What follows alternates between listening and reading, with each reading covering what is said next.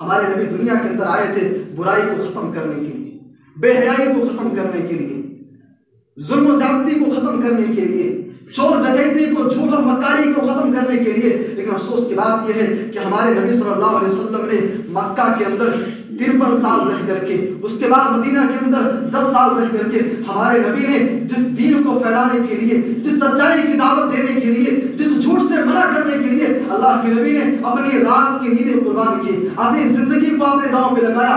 جس چیز کو پھیلانے کے لیے صحابہ کرام نے اپنے خون بہائے، جس چیز کو پھیلانے کے لیے صحابہ کرام نے اپنے معصوم بچوں کو سولی پر چڑھنا گوارا کر لیا، جس دین کی خاطر صحابہ نے اپنی گردنیں کٹوا دی، جس دین کی خاطر ابو بکر صدیق نے، عمر فاروق نے، عثمان ذو النورین نے، علی حیدر نے، ابو عبیدہ بن جراح نے، مصعب بن عمیر نے، صحابہ کرام کی ان بڑی جماعتوں نے جس کی خاطر اپنا تن، من، دھن سب کچھ قربان کر دیا تھا، آج مسلمان اسی کا دھجیہ اڑاتا نظر آ رہا ہے۔ اپنے سماج کا ہم جائزہ لے لیں، آج ہمارے یہاں جھوٹ بولا جا رہا ہے کہ نہیں بولا جا رہا ہے؟ غیبت ہے کہ نہیں ہمارے یہاں ہے؟ اور تعجب کی بات یہ ہے کہ داڑھی رکھ کر کے، ٹوپی لگا کر کے لوگ جھوٹ بول رہے ہیں۔ بھائی اور دوستو، اللہ کے نبی صلی اللہ علیہ وسلم نے جاہلیت کے جب پردے کو آپ نے چاک کیا، صحابہ کرام کو ایک سیدھا راستہ آپ نے دکھایا، انسانیت کو سچائی کا پیغام دیا، انسانیت کو امن و امان کا آپ نے اسلام کے اندر امن و امان کی آپ نے گارنٹی دی۔ اس وقت جانتے ہو اللہ کے نبی نے 1400 سال پہلے کچھ پیشین گوئیاں کی تھی۔ عشاء کی نماز کتنی بجے ہے؟ 8:30 بجے۔ اللہ کے نبی صلی اللہ علیہ وسلم نے کچھ پیشین گوئیاں آپ نے کی تھی، اور آپ نے کہا تھا کہ میرے صحابہ آنے والے زمانے میں تم دیکھو گے یہ برائیاں پھر سے عام ہو جائیں گی، اور برائیاں کون کون سی ہیں؟ آئیے ذرا انہی کے بارے میں جاننے کی کوشش کرتے ہیں، اور جاننے کا مقصد یہ ہوگا کہ ہم انشاءاللہ ہم کوشش کریں گے کہ اپنے سماج سے، اپنے آپ سے، اپنے گھرانے سے، اور جہاں کہیں بھی وہ برائیاں پائی جاتی ہیں جس کے لیے ہمارے نبی نے اپنی زندگی کو قربان کیا، انشاءاللہ ہم اس کا دفاع کریں گے، اس کو روکیں گے انشاءاللہ۔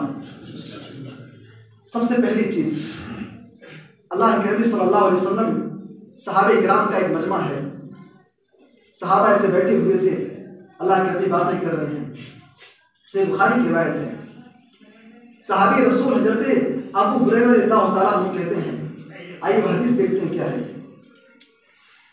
بینما النبی صلی اللہ علیہ وسلم جالس فی مجلس، اللہ کے نبی صلی اللہ علیہ وسلم ایک مجلس کے اندر بیٹھے ہوئے ہیں، صحابہ کرام کا مجمع ہے، جاءہ اعرابی، اسی درمیان ایک دیہات کا رہنے والا انسان تشریف لاتا ہے، اور وہ دیہاتی آدمی جیسے اللہ کے نبی صلی اللہ علیہ وسلم کے پاس آیا، کہتا ہے اللہ کے نبی میں فلاں علاقے کا رہنے والا ہوں، ایک سوال لے کر کے آیا ہوں، میرا ایک سوال ہے، اس سوال کا جواب دے دیجئے۔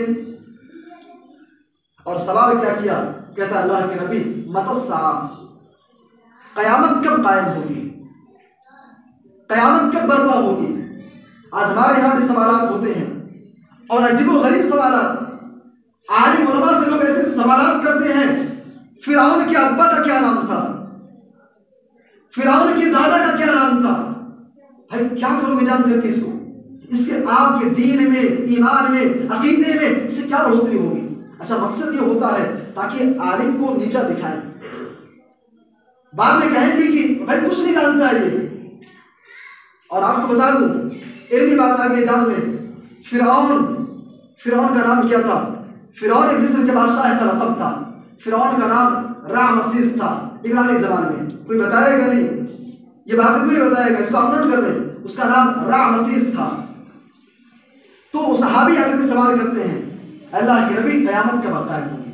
اللہ کے نبی صلی اللہ علیہ وسلم کچھ کسی مسئلے پر بات چل رہی تھی، آپ نے اپنی گفتگو جاری رکھی، جب بات ختم ہو گئی آپ نے کہا اینا اراہ السائل والساعہ، جو انسان قیامت کے بارے میں سوال کر رہا تھا کہاں گیا؟ وہ صحابی بیٹھے ہوئے تھے پیچھے، کہتے ہیں اللہ کے نبی میں نے سوال کیا تھا، اللہ کے رسول یہ سوال میرا تھا، میں نے سوال کیا تھا۔ اللہ کے نبی صلی اللہ علیہ وسلم کہتے ہیں ادھر آؤ، اپنے پاس بلایا، بیٹھایا، کہا میرے صحابہ، اے میرے صحابی سن لو، اذا زیت الامانہ فانتظر الساعہ، جب امانت ضائع ہو جائے تو قیامت کا انتظار کرنا۔ دیہات کے رہنے والے تھے، عربی مضبوط نہیں تھی، سمجھ نہیں پائے کیا کہنا چاہتے ہیں. کہتے ہیں اللہ کے نبی کیف اضاعتها، امانت کیسے ضائع ہوگی، امانت کیسے برباد ہوگی. اللہ کے نبی صلی اللہ علیہ وسلم کہتے ہیں اے میرے صحابی سن لو، اذا اسد الامر الى غیر اہلہ فانتظر الساعہ. اے میرے صحابہ جب معاملات ذمہ داریاں ایسے لوگوں کے ہاتھ میں چلی جائے جو اس کے حقدار نہیں ہے تو سمجھ جاؤ قیامت قریب ہے. ایک انسان کو قرآن پڑھنا نہیں آتا اسے مسجد کا امام بنا دیا جائے. ایک انسان کے پاس قرآن کا علم نہیں ہے، حدیث کا علم نہیں ہے، اسے ممبر رسول پر بٹھا دیا جائے.